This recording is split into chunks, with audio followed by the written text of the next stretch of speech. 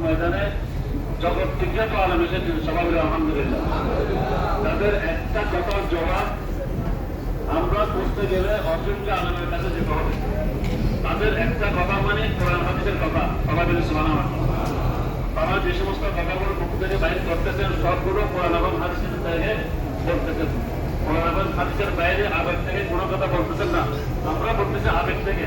আর ওলামায়ে কেরাম বলতেছেন কোরআন হাদিস থেকে। সবাই বলে সুবহানাল্লাহ।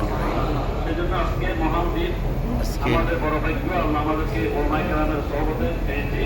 ওদের কাছ থেকে 5 জুন 2025 বৃহস্পতিবার আরাফাতের মাঠে, হজের মাঠে আমরা আবুর ভিতরে আবাদতে মশগুল আছি।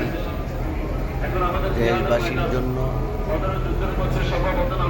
মা বাপ, ভাই বোন, দাদা দাদি, নানা নানি, আত্মীয় নিষ্ঠী, বাচ্চা, শাশুড়ি, সারা সম্বন্ধী, নাতি নাতকর সবার জন্য দোয়া করতেছি। আল্লাহ যেন সবাইকে হেফাজত করে এবং হায়াতে দান করে, এবং যারা আমরা হজে আসছি তাদেরকে হজে মাবরুর দান করে, কবুল হজ দান করে, এই দুই করতেছি। আলহামদুলিল্লাহ, আল্লাহর কাছে লাখ লাখ শুকরিয়া। সারা বিশ্বের থেকে হাজি সাহেবরা এসেছেন এবং তাদের ডাক আল্লাহ যেন কবুল করে। আমিন সুম্মা আমিন। আসসালামু আলাইকুম ওয়া রাহমাতুল্লাহি ওয়া বারাকাতুহু।